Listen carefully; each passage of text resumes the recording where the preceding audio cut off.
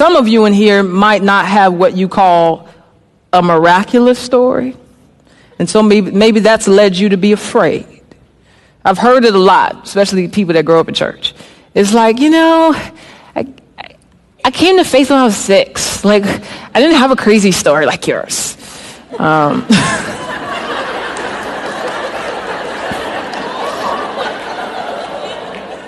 sleepy, so I'm trying to control myself.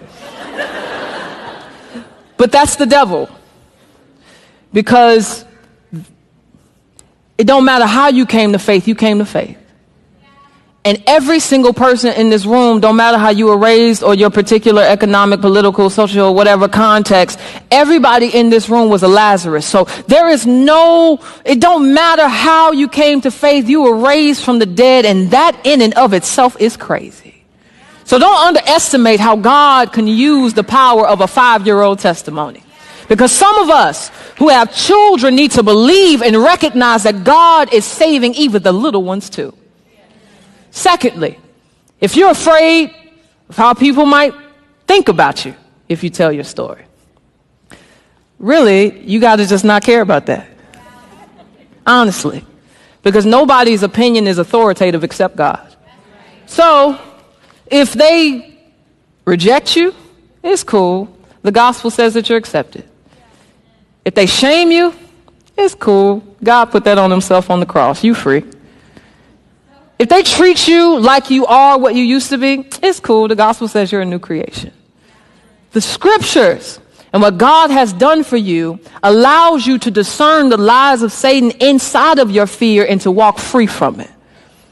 Thirdly, stop making your story about you.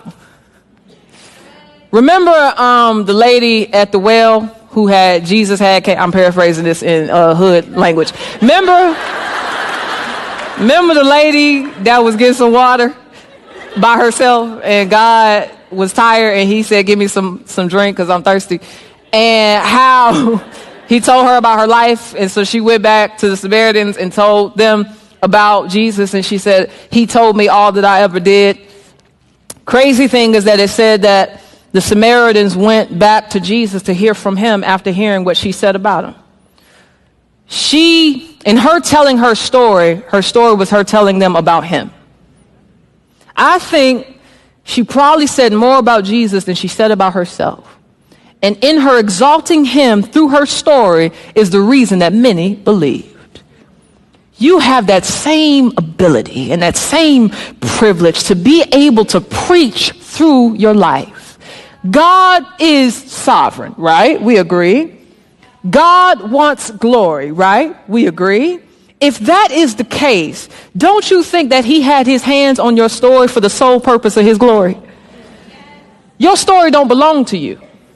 You don't own it. It is yours to steward and give away so that he could be seen. And perhaps that might be why we hold it in so much, because we don't see how useful it actually is. So I'm not saying get on the stage in front of 1,500 people and tell all your business. I've been doing this for a minute.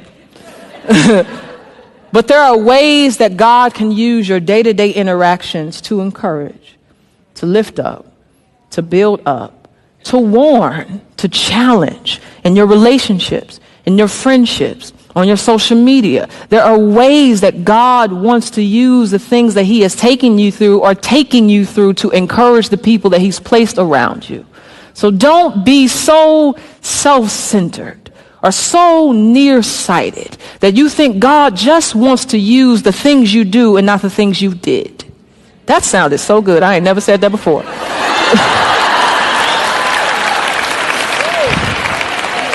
With that said, bye.